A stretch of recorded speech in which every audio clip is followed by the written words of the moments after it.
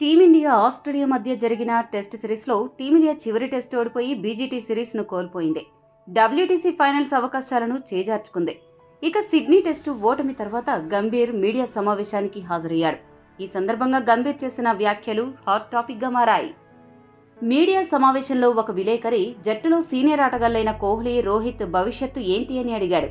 అందుకు గంభీర్ సమాధానం చెబుతూ, నేను ఏ ఆటగాడి భవిష్యత్తుపై వ్యాఖ్యలు చేయను. ఎవరి భవిష్యత్తు వారిదే. ఏ ఆటగాడిలో అయినా తపన, నిబద్ధత ఉంటే ఎంతకాలమైనా క్రికెట్ ఆడవచ్చు. భారత క్రికెట్ను ముందుకు తీసుకెళ్లడానికి ఏం చేయాలో ఆటగాళ్లకు క్లారిటీ ఉంది. డ్రెస్సింగ్ రూమ్ను సంతోషంగా ఉంచడానికి నేను ప్రతి ఒక్కరితో నిజాయితీగా ఉంటాను. అరంగేట్రం చేసిన ఆటగాడైనా, 100 టెస్టులు ఆడిన ప్లేయర్ అయినా ప్రతి ఒక్కరిని సమానంగా చూస్తాను. కేవలం బుమ్రా లేకపోవడం వల్లే సానుకూల ఫలితం రాలేదని నేను చెప్పను. గెలిచే అవకాశాలొచ్చాయి. అతడు ఉంటే బాగుండేది. అయినా మాకు 5 బౌలర్లున్నారు. మంచి జట్టు ఉంది. ఏ ఒక్కరిపై ఆధారపడం. మాకు ఆరంభంలో సిరీస్ గెలిచే అవకాశాలు వచ్చాయి. విజయంతో సిరీస్ ప్రారంభించాం. పింక్ బాల్ టెస్ట్ను కోల్పోవడం బాధాకరం.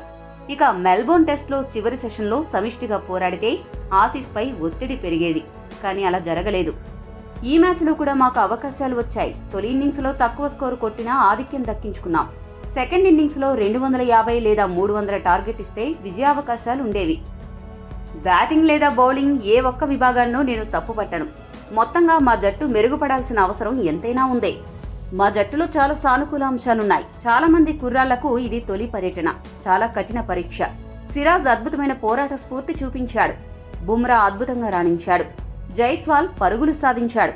ఇక జట్టు భవిష్యత్తు గురించి ఇప్పుడు మాట్లాడడం సరికాదు. మరో టెస్ట్ సిరీస్కు 5 నెలల సమయం ఉంది. అయితే నేను ఆటగాళ్లకు ఒక సలహా మాత్రం ఇవ్వాలని అనుకుంటున్నాను. టెస్ట్ క్రికెట్లో బాగా ఆడాలి, జట్టులో స్థానం ఉండాలి అనుకునే వాళ్ళు సమయం దొరికినప్పుడు ఖచ్చితంగా దేశవాళీ టోర్నీలు ఆడండి. అప్పుడే టెస్ట్ క్రికెట్లో రాణించగలరు. అంతేగాని మొండిగా దేశవాళీ ఆడకుండా పెద్ద మ్యాచ్లు ఆడితే ఫలితాలు ఇలానే ఉంటాయి అని గంభీర్ పేర్కొన్నాడు. ఫామ్ లేక ఇబ్బంది పడుతున్న రోహిత్, కోహ్లీ, గిల్, కేఎల్ రాహుల్లను ఉద్దేశించి గంభీర్ ఈ వ్యాఖ్యలు చేసినట్లు అర్థమవుతోంది. గంభీర్ సరైన సలహా ఇచ్చాడా? మీ అభిప్రాయాన్ని కామెంట్ చేయండి. మరిన్ని స్పోర్ట్స్ అప్డేట్స్ కోసం మా ఛానల్ను సబ్స్క్రైబ్ చేసుకోండి.